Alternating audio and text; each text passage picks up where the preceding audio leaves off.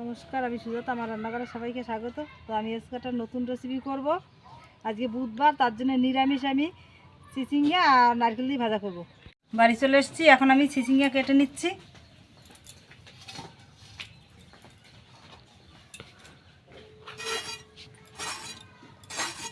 নারকেল কুড়িয়ে নিচ্ছি। এই দেখুন, কেটে নিয়েছি এইভাবে পাতলা পাতলা করে। নারকেল কোরানো হয়ে গেছে। নারকেল বেটে নিচ্ছি, পরিষ্কার করে ধুয়ে নিচ্ছি, আর জলটা এরকম করে ছেঁকে নিচ্ছি। বাটা হয়ে গেছে, জাল ধরিয়ে নিয়েছি, তেল দিয়ে দিচ্ছি। সাদা তেলেই ভাজবো। এই দেখুন, আজকে নারকেলের বাইল দিয়েই জাল দিচ্ছি। এইগুলো দিয়ে শলাগুলো বের করে নিয়েছি, আর সেইগুলো দিয়ে জাল দিচ্ছি। আর তেল গরম করে নিয়েছি, এখন শুকনো লঙ্কা জিরে দিয়ে দিচ্ছি।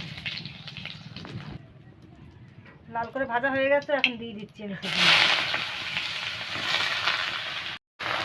নাড়াচাড়া দিয়ে দিচ্ছি। এখন স্বাদ মতন নুন দিয়ে দিচ্ছি, হলুদ দেবো পরিমাণ মতন।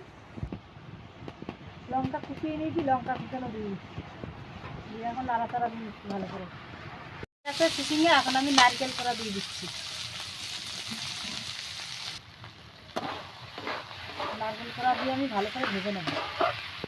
চিচিঙ্গার যে ছোকলাগুলো সেগুলো আমি দিয়ে দিচ্ছি। ধুয়ে নিয়েছি পরিষ্কার করে। দেখুন, ভাজা হয়ে গেছে, রেডি।